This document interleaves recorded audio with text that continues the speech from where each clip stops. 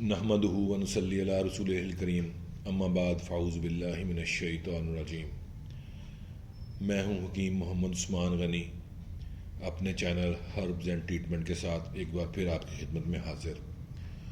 Last episode میں آپ سے بات ہوئی تھی ہائی بلڈ پریشر کے بارے میں۔ آج آپ کے ساتھ انشاءاللہ تعالی لو بلڈ پریشر پر بات ہوگی۔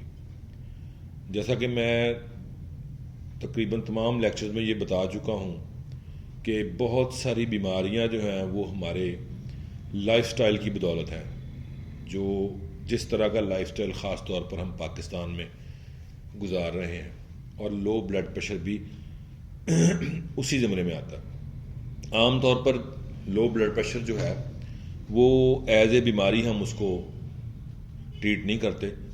لو بلڈ پریشر بذات خود ایک بیماری نہیں، بلکہ یہ مختلف بیماریوں کا ایک کوشن ہے، ایک سگنل ہے جو آپ کی باڈی آپ کو بتا رہی ہوتی ہے کہ آپ کے سسٹم میں، آپ کی باڈی کے سسٹم میں کسی بھی جگہ کوئی پرابلم آ رہی ہے۔ جیسے سٹارٹ میں جب آپ کے بلڈ میں کولیسٹرول کی مقدار بڑھتی ہے، یا جیسے آپ کا لپڈ پروفائل جو ہے وہ بگڑتا ہے، تو سٹارٹ میں تو وہ آپ کا بلڈ پریشر لو کرتا ہے، لیکن کرونک ہونے کی صورت میں آپ کا بلڈ پریشر ہائی ہوتا ہے۔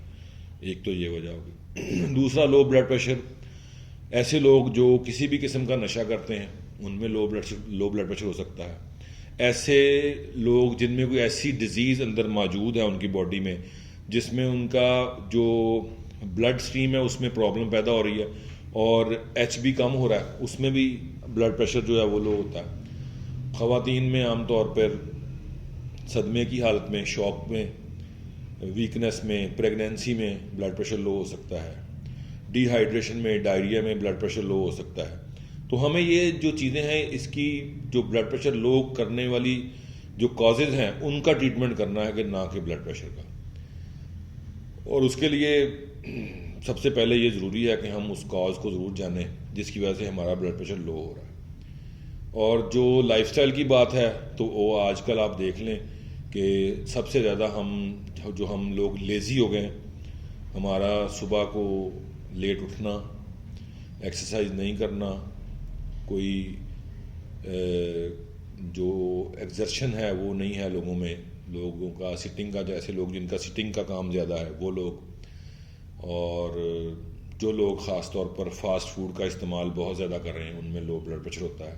یا ایسے افراد جن کا ایچ بی کم ہو رہا ہے، انیمک ہیں، بچوں میں خاص طور پر۔ اور وہ بچے حالانکہ ان کی ایج نہیں ہے بلڈ پریشر کم والی، لیکن ان میں کیونکہ بلڈ کا والیوم ہی نہیں ہے ان کی صحت کے مطابق، وہ کھا کیا رہے ہیں، وہ سلانٹیز کھا رہے ہیں، کریکرز کھا رہے ہیں، چپس کھا رہے ہیں، فاسٹ فوڈ کھا رہے ہیں، تو ان میں یہ پرابلمز آ رہی ہیں۔ اس وجہ سے ان میں لیزینس ہے، ان کے یہ مسلز جو ہیں خاص طور پہ یہ پچھلے کندھوں کے شولڈرز کے مسلز میں دکھن ہوتی ہے، سر دکھنے لگ جاتا ہے، آئی سائڈ میں ان کا بہت پرابلم آ رہی ہے، اور یہ ساری چیزیں ہمارے لائف سٹائل کی وجہ سے۔